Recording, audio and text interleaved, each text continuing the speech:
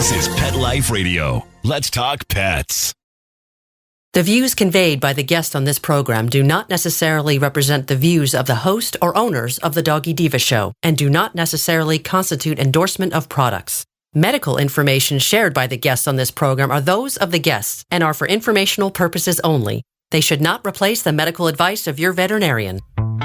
Hi, this is Susan Marie from the Doggy Diva Show. In this episode, pet care and wellness professional Kim Gaebelein offers advice for Senior Pet Month and helpful tips for celebrating the holidays safely with your pets. That's what's on our show, so let's get started. Come here, babies. It's time for a treat, the Doggy Diva Show. Here's national award-winning author and animal advocate, Susan Marie.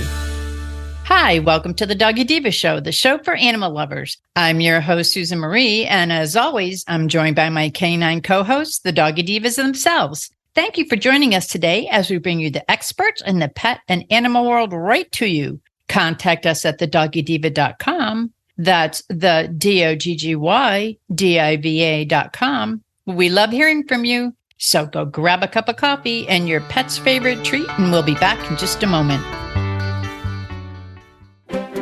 You know the expression, cats have 9 lives. Well, what if you can give them one more? The Give Them 10 movement is on a mission to help give cats an extra life. How? With spay and neuter.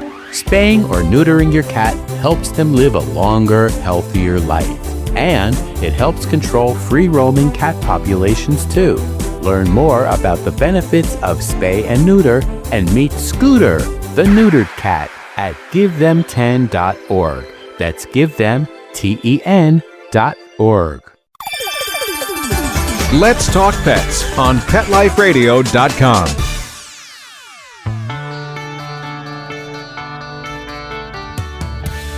As a pet parent, I cherish my fur kids and love spending time with them, especially during the holidays. And I understand the importance of keeping our home holidays safe and healthy so that we can all enjoy the holidays together safely. Being a proud dog mom of 3 senior pups, 11, 13, and 15, and I have 1 youngster. I love November because though I celebrate my pups all year long, November is Senior Pet Month and Adopt a Senior Pet Month, making this month extra special. And with us today to share valuable information and advice on the benefits of adopting and celebrating life with senior pets and healthy and fun tips on what pet parents should keep in mind for celebrating a safe and happy holiday with their beloved pets is esteemed pet wellness professional with over 20 years of pet care experience, Kim Gaebelein. Welcome back, Kim. Hi, Sue. Thanks for having me. I love coming on and talking about how we can take care of our pets and have a better relationship with them. So thanks for having me on. Oh, no, my pleasure, because I love this time of year, and I love it when you and I can share so many fun facts and helpful information with the listeners during the holidays to help them get ready for safe and happy holidays with their pets. But first, one of the things that is very near and dear to my heart, because I have virtually out of 3 seniors. Mm-hmm. And so I love the month of November and I love my senior pets. So Kim, can you just tell us a little bit about why we celebrate Senior Pet Month and Adopt a Senior Pet Month? Yeah, and certainly, Sue, as a pet parent of older pets, it's important to recognize that our pets are maturing. And as they mature, they do need some differences, right? There are some things that kind of change, and it's important to be able to keep them healthy and happy and active as they age. So really, it's just a time to be able to bring awareness to the things we can do to give them that great life as they get older. Yes. And there's so many things that we need to do to keep them healthy, happy, and active at this age, actually at any age. Yes. So when is a pet considered a senior pet? Yeah, so this is kind of hard because a lot of times they're not acting what we would consider to be senior, right? They're not usually limping around or doing anything unusual. But typically we consider dogs that are 7 years old and up as senior. Now, if you have a larger dog, say 50 pounds and more and higher, then that would typically be a little bit younger. So maybe around 5 or 6 years of age. If you have a smaller dog or if you have cats, then I would say that's probably a little bit later, right? Maybe around 8 to 9 years of age. And, it's always funny, whenever we talked about senior with pet parents and the pet in my past, right? We were always talking about, when you talk about senior, people just get really concerned, right? Really upset that, they're getting older. It's a bad thing. And so you have to remember that a lot of times they have a lot of years left. And so even though we're considering them what I would call in air quotes a senior, they're still young and active. Those changes, they're just starting to have some changes that are happening probably on the inside, especially. And you may not see them on the outside for a little bit more time. Yeah, they're like us. Yes, absolutely. In our minds, we're always 25. Yes. Get their bodies to go on. That's okay. That's right. So how does pet care need to change as our pets get a little older? Yeah, there's a few different things to think about. First of all, and I think probably most importantly, is thinking about vet visits. And so regular checkups really become a little bit more important at this stage. And the reason why is because, you want the vet to be able to see your pet and see if there's anything going on that maybe you can't see or things that you may not notice. Because, our dogs and cats like to hide those things from us, right? They don't want to let anybody else know that they're not feeling well. That's just part of their background, right? Part of their history. So it's important to be able to, see that vet a couple of times a year, maybe at least once, but maybe twice a year. And, they'll be checking things like your dog's dental health, arthritis, blood markers. Blood tests can really be very helpful and can kind of let the doctor and know kind of what's happening with your dog or your cat and seeing if there's anything that they can take care of kind of proactively.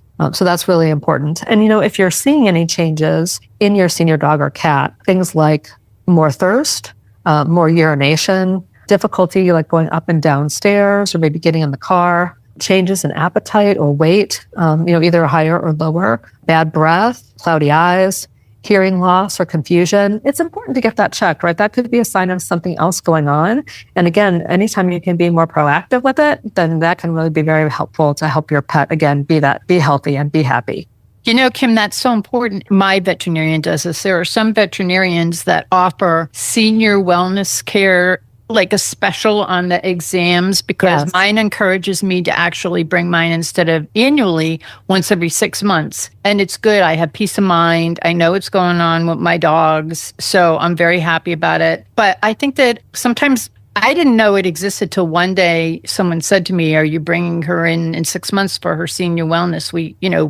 We work with you. And I go, oh, wow. Yeah. So check with your vet because sometimes they have these little programs that we're not even aware of. Yes. And our veterinarian did that as well. So that was really helpful to, again, be able to see kind of what's happening. And like you said, have that peace of mind and knowing that, you're doing everything you can to be able to help them. So that's really important. Another thing to think about is their nutrition. So, there's certainly a lot of senior diets out there. And, just like us, when dogs get older, they have the tendency to lose muscle mass more quickly than they used to when they were younger. And so it's important to be able to find a senior food that's usually adjusted for protein. So typically they have a little bit more protein in them and a little less fat. And that little less fat is really important because, again, you're trying to manage that weight. Weight is really not good for things like diabetes. It's not good for things like arthritis. It can be very hard on your dog's health. So, even not just thinking about food, thinking about what you're feeding them, trying to maybe pare back a little bit if you are having an overweight dog, keeping them at a healthy weight is going to be very important to keeping them healthy. Absolutely, because, some of these things nutritionally, and always talk to your vet, but can help to prevent health issues down the line. Yes, absolutely. And weight is one of those big ones that, like I said, it does, works with insulin, it works with your joints. So there's so many things there that I think just that one simple thing can really be a big benefit all around. And then, of course, exercise. Now exercise, I'm not saying like, hey, why don't you get out there and run for 5 miles with your dog? So, you might not want to do that, but certainly it doesn't mean that exercise isn't important at that age. And certainly staying active is a key part of staying healthy. And, so, we're always talking about not just physical health, but mental health. Mental health, yep. Yeah. So there's, they kind of go hand in hand. So, you have to remember that when you take your dog for a walk, it's not just a physical thing for them. A lot of times they're sniffing, they're getting the news about the neighborhood, like what's going on, So that actually is not just a physical thing. It's actually a physical and a mental thing when you actually take them for a walk, especially if you go to some new places, check out some new places. Maybe you only go for a 10-minute walk instead of a 20-minute walk or a half an hour. So, again, see how your pet is doing. You don't want to overtax them. But again, just even getting out for 10 or 15 minutes is great for them. And oh, by the way, it's also great for us too. So that's really important. And I'm a huge fan when it comes to other mental things of puzzle games and snuffle mats. Snuffle mats. Yeah. Being able to hide those treats in that belt, or being able to hide them in a puzzle game, or even just playing hide and seek around the house with some treats can be awfully fun and can give them kind of another challenge them, right? To think about how they're finding it, where it is, using their sense of smell. And so that's really kind of a fun way to be able to do something like that, to be able to kind of, again, keep them engaged and to challenge their brain. That's so important. And sometimes we forget about that. But, and you talked about, the sense and the, just wanting to be on top of what's going on in the neighborhood. Mm-hmm. For two of our dogs, we take them for like a regular walk. A regular walk for us isn't really that far, but I mean, it's like considerable good walk. Mm-hmm. And the other two who, one of them is extreme, Fawn's 15, but she loves her walk. She's standing next to that leash at 7:00 every night and at 7:00 every morning. So, but we just take her, we call it a psychological walk. We just take her out, up and down the street from one stop sign to another stop sign. She gets to sniff, she gets to do her thing. And then I have another one who we take out too, and she's really small, so she just gets to smell everything and she thinks everything's great. But both of them are, it's a short walk, but as you said, psychologically and mentally, it stimulates them and they're, still in the game. Yeah, it actually can make a little bit, can make a big difference. Absolutely. And then certainly there are, last but not least, there are what we call gentle accommodations. And those are things like extra blankets, soft bedding, things that make it a little more comfortable, maybe cozier, keep them warm. They may be a little bit cooler or chillier when they're getting older. Again, as they're losing that muscle mass. It could be a ramp to get on the bed, or to get in the car or on the sofa. Some of those things, especially even small dogs, right? They have a really we have them. time. Yep. Mm-hmm. They have a really tough time being able to do that. Or there's lift carriers, like little canvas kind of carriers that you can put under your dog, especially if you have a larger dog, right, to be able to get them in the car. Yeah. So are there things that you do for the girls to kind of help keep them comfy and cozy? Well, I have, they're like little soft stairs that go up to the couches. Mm-hmm. We have 2 couches that they go on. And then I have a higher one that goes up on the bed. And that's for Daisy and Coco. Fawn stays. I have a big orthopedic bed in our bedroom for Fawn, in our living room for Fawn, and in our family room for Fawn. So Fawn has 3 big orthopedic beds. The other girls have, their regular beds. And we have little stairs that go up to the little ramps to go up to the couch for them. But also what I wanted to bring up, Kim, is sometimes Fawn's 15, which is going to be 15 in a month. She has like a little bit of issues. So what I found, actually I found them on Amazon, they're removable washable bed covers, and they have like a fuzzy top. So it goes right over the bed. She doesn't even know. She thinks it's that nice fuzzy Sherpa top. And then it goes under it almost like a fitted sheet. And then, when I need to take care of things, I just sort of, spray it with a little cleanser, put it in the washer and wash it. So it's so much easier for me to do that. With Fawn. And I had to do it with Francesca. We had Francesca till she was 18. Wow. So Francesca, I did the same thing with. I had the little, sheets almost with like little Sherpa on top of it. So they think that it's the same bed, only I could just change it. So there's just so much out there that you could do for them, whether it be an orthopedic bed, like you said, helping them to get into the car. When we had our Greyhounds, we had that canvas, it goes under, and we used, before they invented that, this is how long ago we've been doing Greyhounds, we had towels. We take a huge bath sheet and help to get our Greyhound into the car. So there's so many things that people could do that you could just, they're getting older. They're like all of us. They're like humans. Things change, but the love and the care and the bond between you is always there. Yeah, absolutely. And, you can really help them not to get hurt, right? All that is really very preventative sometimes, right? That they're not jumping up on the sofa or not having to jump down off the sofa or the bed. So all those things, all those little things can really add up to, again, keeping them healthy and active as they mature. Speaking of jumping off the bed, we have around our bed, it's like a gymnast, like, how there's that very thick foam mat. We have those around the bed. So if the girls, we try to take them down, but sometimes they'll like go, okay, no, we're getting up in the middle of the night, and they get down. But it's so thick. It's this immense thick. So if they jump down, there's very little impact. And because a lot of times they won't take the stairs. Yeah.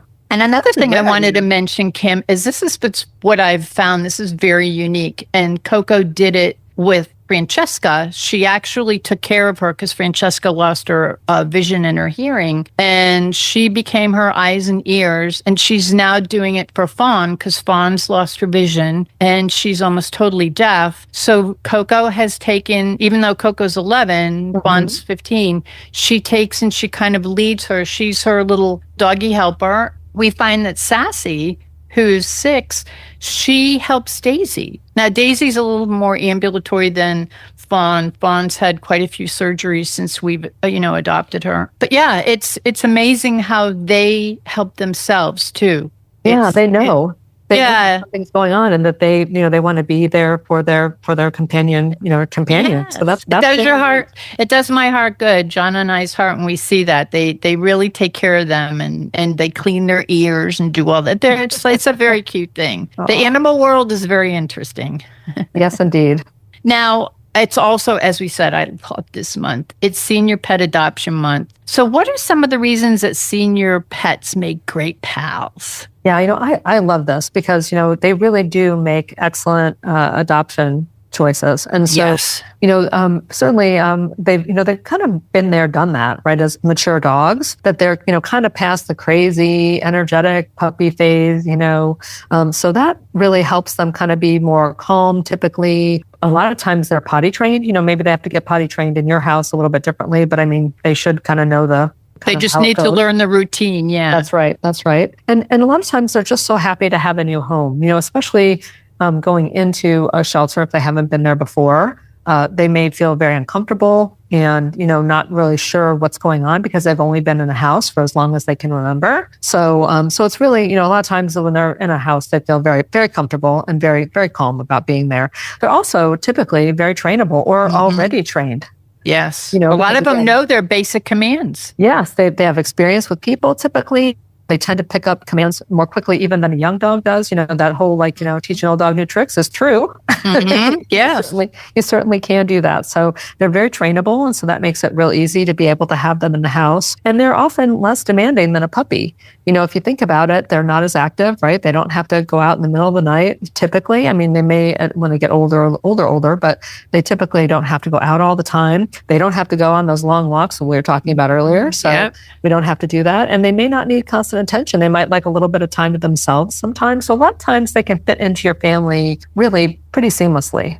And I think too, Kim, and a lot of shelters and rescues have this in our area, but it's seniors adopting seniors because your shelter or rescue rep can help you. It's like a little matchmaking service, and they'll find the dog or the cat or whatever, the bird that will fits into what your lifestyle is so that the pet will become, because if you're, say, 75 years old and you're adopting a 3-year-old Springer Spaniel, obviously you're going to be out doing a lot of walks, a lot of walk around, but if you're adopting one that's a senior, they are a little more adept at wanting to rest, running to nap. Their walks are more about sniffs than taking up, how fast they want to go.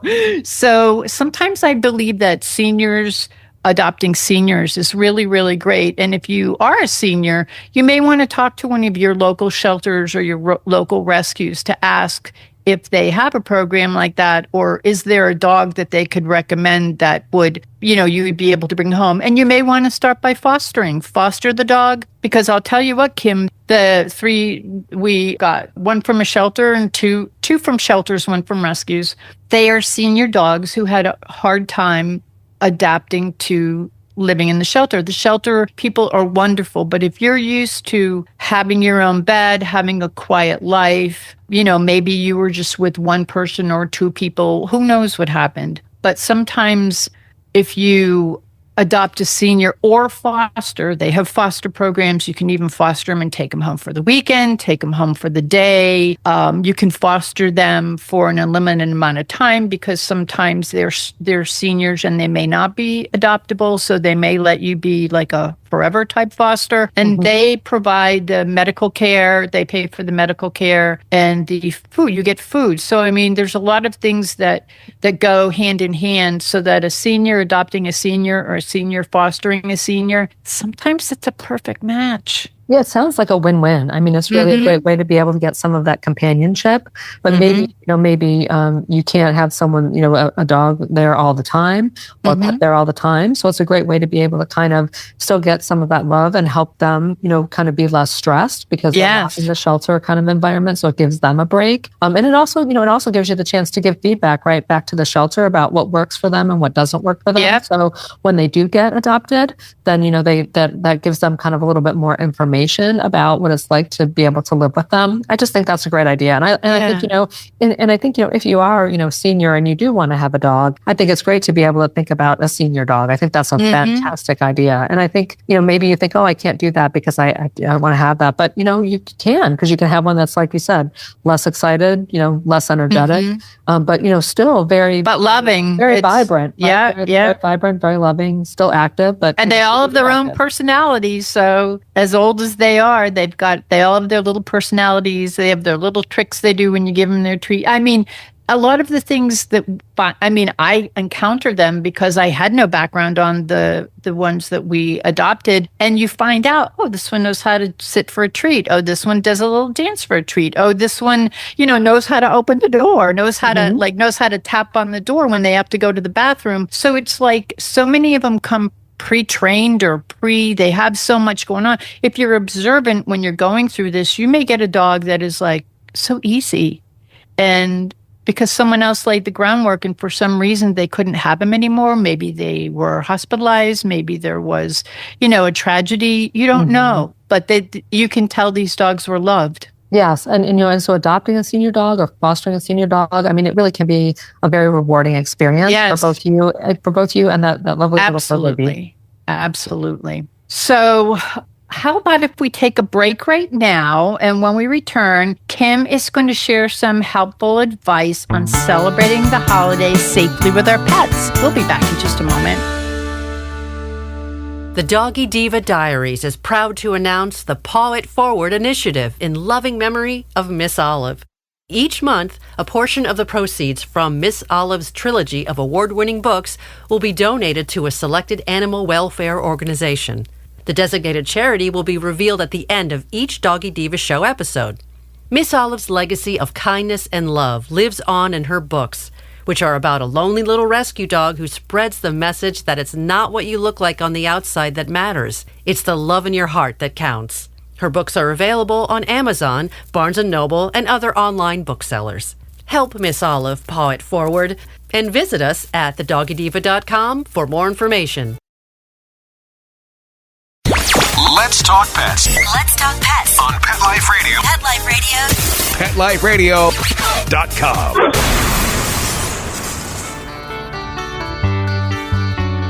Welcome back, everyone, to the Doggy Diva Show. We are here with Kim Gaebelein, and she's going to share some valuable advice for celebrating the holidays with our pets. I mean, there's so much going on during the holidays, and, we're going into Thanksgiving, and then we have all the holidays in December and Christmas, and then we go into New Year's. What are some things to keep in mind for a safe and happy holiday celebration with our pets? Yeah, I can't believe it, Sue. We're at the holidays again.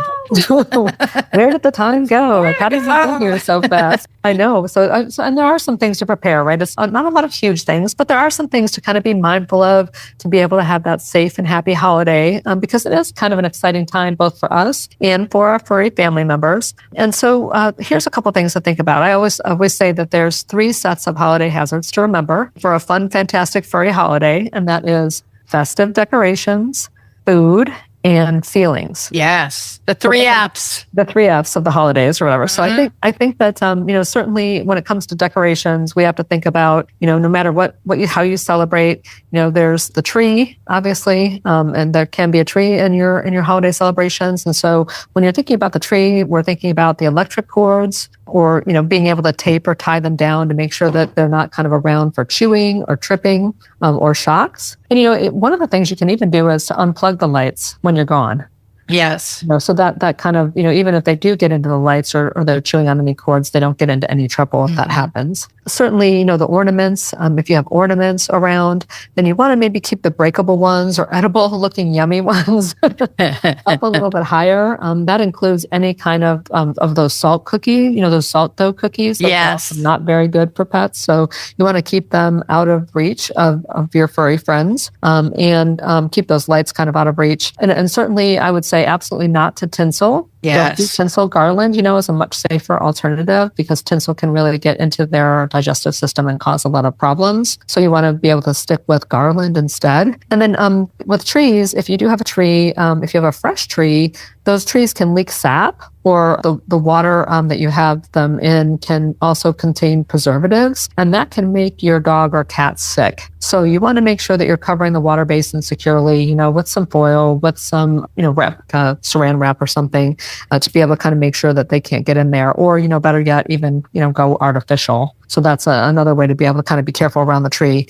In terms of other decor, right, there's a lot of, our holidays have candles in them. So we want to make sure that we're, maybe using candles that are electric instead of maybe having burning candles. Or if you do have burning candles to celebrate, you want to make sure that they're kind of out of harm's way for your dog to be able to get into, including that tail wagging. Like tail wagging can also knock over a candle, or they can get burned that way. So you want to make sure you're careful about that. Snow globes are also a danger. A lot of times that liquid inside of the snow globe can be toxic. And so, and obviously if the plastic or the glass breaks, that also can be very dangerous for your pets. So you want to kind of keep those away from your pets. And there's a lot of plants at the holidays. Plants like mistletoe and holly, lilies, and poinsettias, they can all upset your dog's digestive tract. So you're going to want to keep them either out of the house or out of a place where they're getting into them, right? Because, you have to be careful. Sometimes the flowers die or fall off. And so that could even,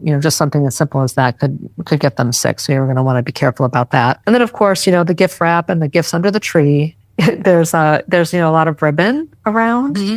And so you want to make sure you're not leaving them out so that they're, kind of eating the ribbon or eating the bows off of the different gifts that you have. And, and if you have any gifts that smell wonderful or are yummy to eat, like chocolate, especially, or food gifts, that are under the tree, you want to make sure that they're out of the way of the dog getting to it. I know.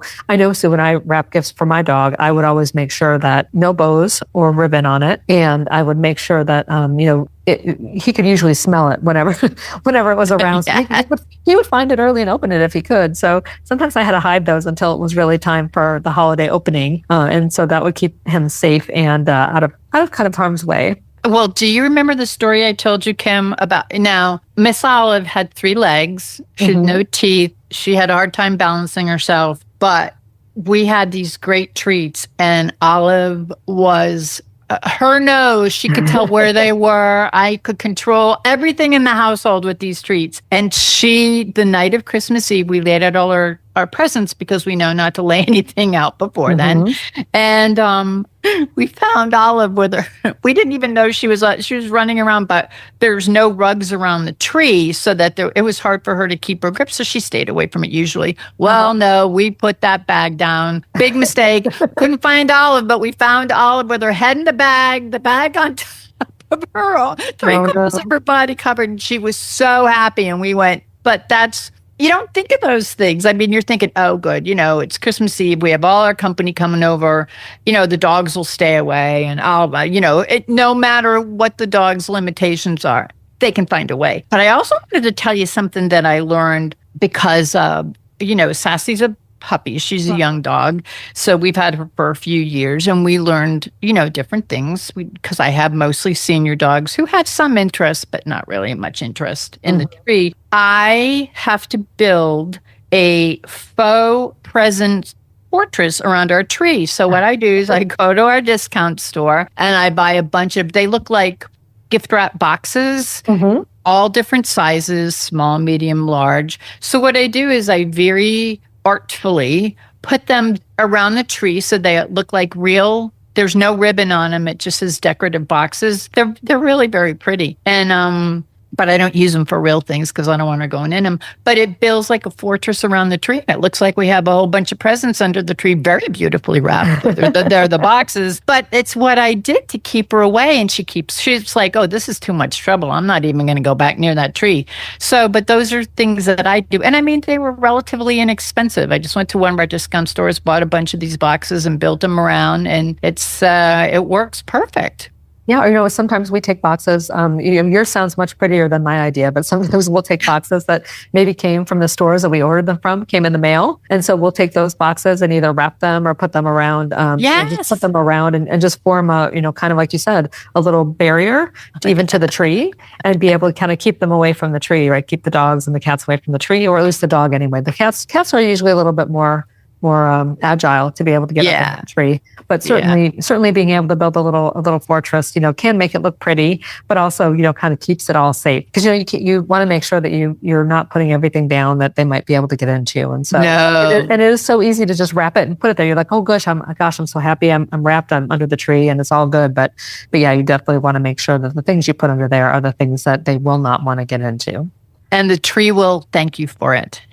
Yes, absolutely. So, and there's so many decorations, obviously, but I think, obviously, I think the candles and the tree, I think, are two really important ones to remember, and those gifts that you're putting around, right? Or even leaving out after you've wrapped everything, you're making sure that you get everything picked up and cleaned right away. Yes. So that no one has any time to be able to get into some of that stuff that they shouldn't be in. Yes, absolutely. Now, what about if you're going to your mom's or your friends and you're visiting family? What do you think we should do about our pets? Yeah, I think, travel prep, getting ready for, those kinds of events is really important as well. Like if you're visiting your family, you're going to want to make sure that you're packing, like, I call it a pet holiday kit with some food, any medications that they take. Maybe it's their bed because they'll, feel more comfortable sleeping in their own bed. Your ID tags, maybe you don't always have your ID tags on your dog. So you want to make sure that your dog is ID'd in case they should get nervous or run out a door. So you just want to make sure that you're bringing, a couple toys with you that maybe they really like to have, so that, they kind of have some familiar things. And so that can be a big help. And, there are things you can do also, staying in. I know, Sue, that you've used both pet boarding before and also pet sitters. I know that I've used pet sitters too. What do you think we need to think about for those kinds of things? Well, for pet boarding, and I'm very fortunate that my vet has a state-of-the-art boarding facility. But I have to, even though they know the staff, even though they know everybody, I recommend, and this is me, to do little day trips. You might want to drop the gang off just for a few hours and then come back, because they don't really have concept of time. They have a concept of when you come and you go. Sure. And then they see you come to pick them up. So maybe do that once a week for a few weeks before the holidays when you're going to put them in a facility. Or what I like is to have a pet sitter. And what you may want to do is you don't go out that often, you don't go away that often. So you may need to get a pet sitter who is an overnight pet sitter, and that they come to your house, and you may just want to leave the dogs with the pet sitter, go shopping, come home in a few hours, see how they got along. Maybe the pet sitter is going to go, this isn't right for me. Mm-hmm. Or maybe she'll say, oh, I love your dogs, and the dogs love her or him. So I think that trying things out instead of waiting for it to happen works. I love that, being kind of gaining some familiarity. Yes.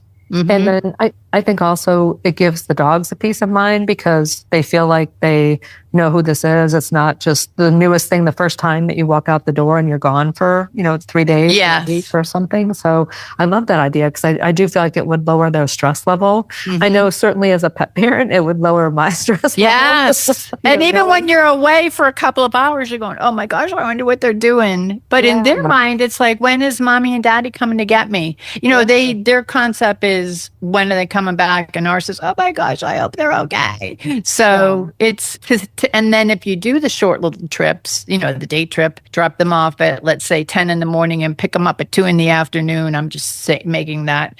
And then when you pick them up, they see you, they're so excited. And then the next time you take them, they know you're going to be dropping them off. They may be a little hesitant, but then they see you pick them up again, in a few hours. And then the next week you do it again. And by then, I always find that when you do things in threes, it kind of becomes a habit. Like, it's like, oh, okay, I get this.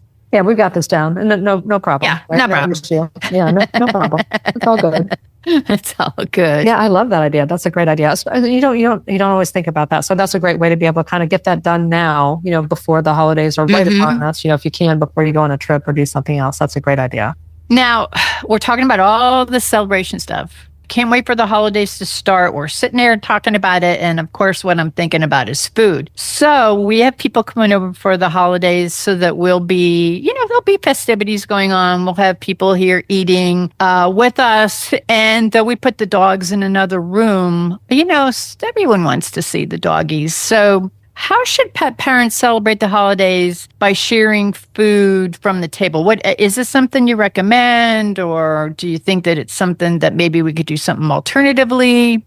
Yeah, I think it's one thing to share, but I think it's also important to realize that sometimes you unintentionally, or someone that's maybe a guest that's visiting may unintentionally share something that you don't mean to, right? And it's a holiday time. It's a fun time. You all want to be together. It's the last thing you want to do is to be able to have to run out to the emergency vet because something happened. So not a fun holiday at the emergency vet. Having spent some there, yes. Yes, and me too. So yeah, you're not alone. 'Tis the season. Yes. And so I think it's really important, to think about your pets at this time and to not share, really, if you can, any the table. And just more specifically, and I know we probably go over this a lot, so people have probably heard some of these before, but things not to share would be alcohol and anything that has grapes or raisins in it. So that's definitely an issue, especially with wine and grapes and raisins. Candy or gum or peanut butter with xylitol, that's becoming a lot more familiar and a lot more used in like things that are sugar-free typically. So you want to avoid anything with xylitol. Chocolate, as we've talked about, coffee and caffeine. Onions and garlic. So onions are bad for dogs because it gives them Heinz body anemia, which is something that they have too many onions. So as you're cutting up onions or prepping your food, you want to make sure you're not dropping any on the floor. I'm a terrible cook maybe because I'm dropping them on the floor on a regular basis. So I have to be very careful about the onions, especially. Avocados and macadamia nuts are also not good. And even things you're thinking, oh, well, I want to give them some turkey and some gravy and that kind of thing. Even some of those fatty, buttery, heavily seasoned foods like turkey skin or mashed potatoes or sweet potato casserole, those can also really kind of cause some digestive upset. Because of that extra fat and sugar or spice that's in there that maybe they're not used to. So, again, you don't want to cause them to not be feeling well or have some accidents in the house because of some of the challenges. And then, the girls maybe can't get into the garbage, but even as little as Blizz was, he could still get into the garbage sometimes. So we have it locked away. We have, because I have had curious doggies before, so we lock ours. Ours is like locked. Yes. I saw that boy get in and get a chicken leg one time. So it's really, so he and I had it out. But I think it's really important, it's really important to also watch the trash and making sure it's not overflowing and that it's also kind of contained. If you're looking for some better options, because I don't want you to not have any fun. I don't want your pets to not have any fun at the holidays, right? We want them to have some fun and do some special things too. So one of my favorite things is being able to put out a pet approved snack bowl. I love that. Yeah. And so put out this little snack bowl with, maybe as many treats as you want them to have that day. Because you don't want to put out too many. Again, don't want to make them sick. But at least you can give them some, put out a little sign by that says, please don't share people food with, with Sassy or Fallen. But, help her stay jolly with one of these instead. I love it. So I think that's kind of fun. It's a fun way for your guests to be able to feel like they can also give the dog something fun too. So having a little pre-snack bowl is fun. You could also, there's all kinds of food out there, all kinds of canned food, wet food that's out there. There's all kinds of, even different kinds of dry food that if you wanted to maybe switch it up a little bit or treat them to a special dinner topper, if you're just putting a little bit on top, that's a great way to do it because then there's a less chance of like that digestive upset we were talking about. just a little bit of a topper, or use some canned food that's out there or some fresh pet food. And I think that that'll help it like kind of feel festive without, kind of having the same tummy troubles that you might have if there's too much of it. And then, of course, it's always important to keep that veterinarian emergency vet number nearby in case something does happen. You can give them a call. And I'm a big proponent of putting it in under ice. I put it under ice in case of emergency. ICE vet. You can put them on there. I know who my vet is, so I can, I have them in my phone already. But you may not have your one or two nearest emergency vets in your phone. And on that note, and I talked about this a few years ago with Olive. When I lost Olive, I had gone to the same emergency clinic. Well, I had my vet. It was, of course, at like 4:00 on a Saturday, so they were closed. And my vet, this was towards the end of COVID, the clinic that I used that was in my phone, they were not open until 8 at night. So I called other, I had to like Google search, okay, I never had to think about it before. I went to the same one for years, of course I go to the same vet, and I went to the same emergency vet who worked with my vet. They all knew each other. So I had to find someone. I found someone who had no idea who I was, who didn't know anything about Olive. It was a very stressful situation. And what I learned from there is always, if your emergency hospital is, check to make sure their hours, check to make sure their availability. I know that things are much more available now. We're out of that time, but you still don't know. I had one also, a specialist that I was using, who moved his office. He's in a totally other city now. So there may be things that you may want to just keep your information updated, your emergency information, because when it's happening, you do not want to have to think about it. You just want to like go. Yeah. And I think it's really important to be able to kind of have those numbers nearby, or maybe that you've done at least a little bit of looking to say, oh, well, how are they rated?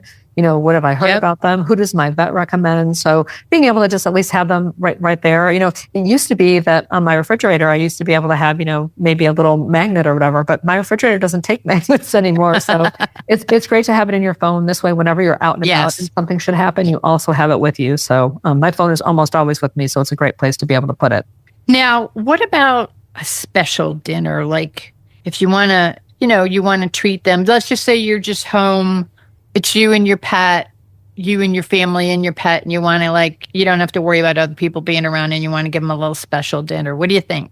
Yeah, I think that as long as, again, using more of a topper kind of a feeling would be a better idea, because then it's a little bit of food. It's not the whole entire meal. So maybe you're serving your dry food with a little bit of extra on the side. And so that, that kind of canned food or, a fresh food that you've gotten, like a refrigerated food or a fresh dog food, might really be kind of a nice way to kind of add a little something special to the meal. But again, you don't want to overdo it. And, even though I know we like to eat until we're just stuffed, literally, at the holidays. That's why God invented elastic pants. Yeah. And I know Blizzard would eat everything until he could get sick. So you have to really, you have to look at that food, measure it out and, and do something special. I think it is nice to do something special. I always felt like that was a nice thing to do. So, you could get them a turkey variety, or you could get them a beef variety, maybe something that they don't always have every day. And so that's a really kind of a fun thing to do, I think, and a fun way to be special without, risking, a lot of challenges or issues with having kind of that special meal. Absolutely. And last but not least on our list, you brought up the 3 F's when we started this whole discussion: festive decorations, food, and the third one's feelings. What do we need to be thinking about as far as feelings? Yeah, it's such a busy time at the holidays for all of us. And, sometimes our pets can get a little overwhelmed just like we do. There's people in and out, there's changes in routine, there's loud gatherings, there's people they may not have met before that they may not feel comfortable about, or people who might not feel comfortable around them.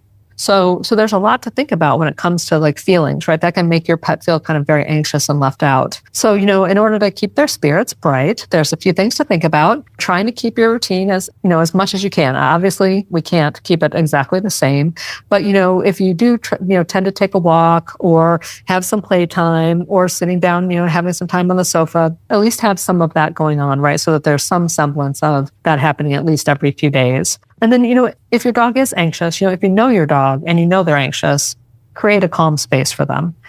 Where their bed and their toys can be, maybe you can even put on some calming music in the background that they might enjoy that, again, might hide some of the noise or some of the loudness going on in the rest of the house that may help them, be a little bit more comfortable and a little less anxious. If you have friends and family that are coming over that have never met your dog before, you want to make sure that you give everybody a little bit of time to get to know each other, right? You don't want to just say, oh, well, come on in and then ignore the dog or the dogs. So introduce them, give them both some time to see. If you do have someone who is nervous, a person who's nervous, right? That happens. Some people have a tough time with dogs or don't feel comfortable because maybe they haven't been around dogs, or maybe they're used to small dogs and now you have a big dog. You might want to just make sure that then you keep the dog, in away and in that kind of calm space so that that's not as much of a problem for them. And, making sure that they feel loved and reassured, right? After you've been running around or after you've been cooking for a while, sit down, take 10 minutes for them, brush them. Maybe you're playing a little bit of catch or something, something like that might at least, again, make sure that they're feeling connected to you and that you're not unavailable to them, right? That you're around.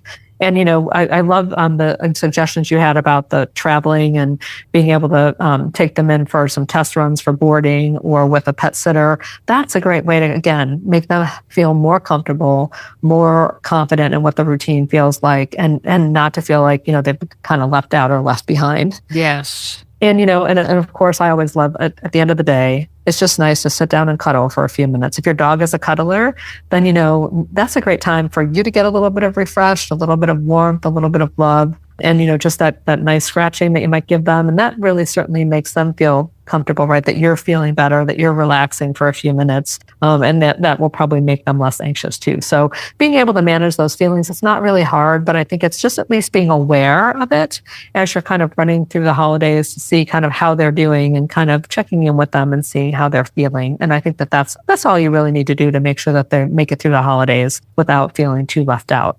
And that's such great advice. And Kim, during the holidays, we tend to be doing hectic things. Our schedules change. Everything changes. So we're also, a little anxious or maybe nervous. So it actually helps, like you said, to end the day with love.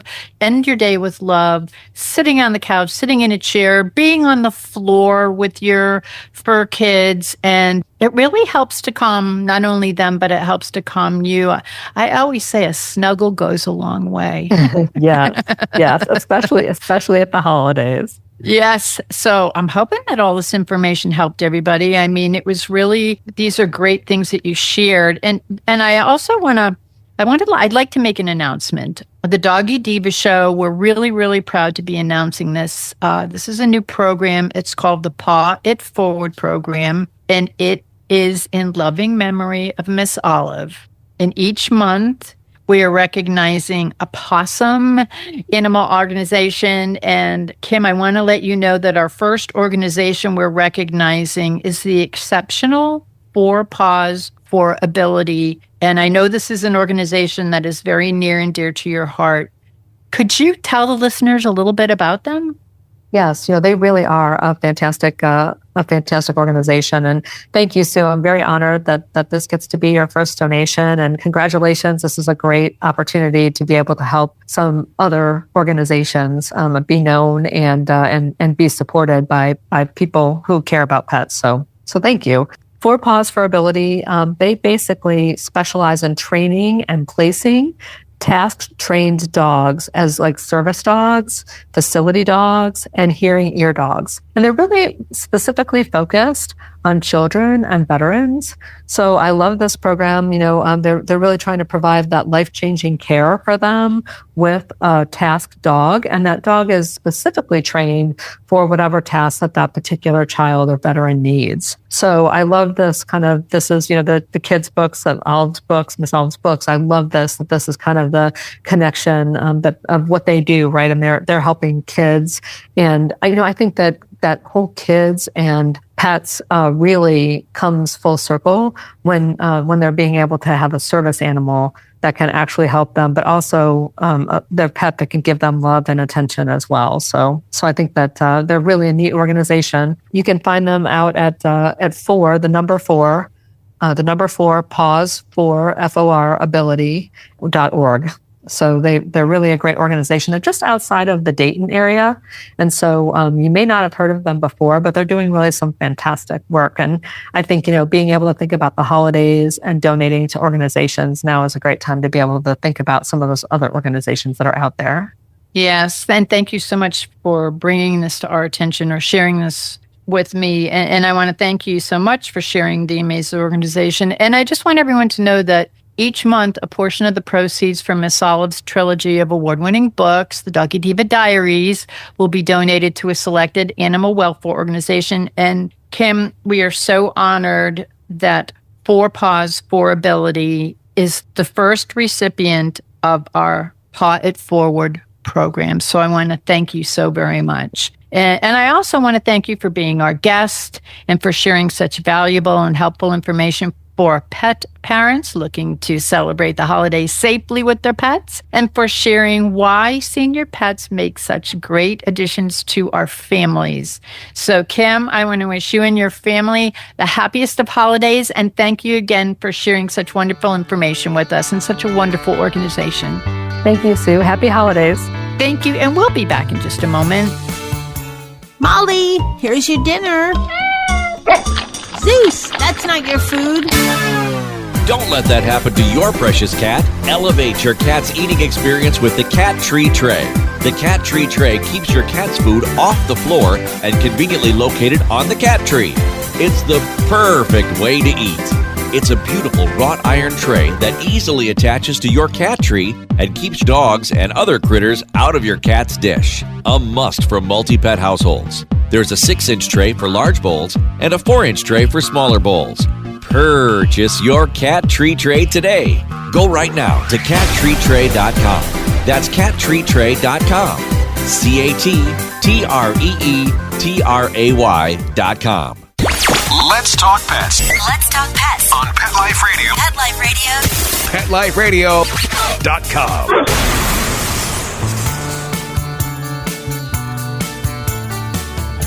We would like to thank our guests this week. And also, as our Doggy Divas always say, please love your pets because they love you unconditionally. And please remember to adopt, foster, spay, neuter, and microchip. And as always, please have a great Diva week, everyone. Thank you for joining us for this episode of the Doggy Diva Show. To find out more about Susan Marie and the Doggy Divas, visit them at their website, thedoggydiva.com, and on Facebook at The Doggy Diva Show. Tell your fellow pet parents about it. We look forward to having you join us again for the next episode. See you soon. Let's Talk Pets, every week on demand, only on PetLifeRadio.com.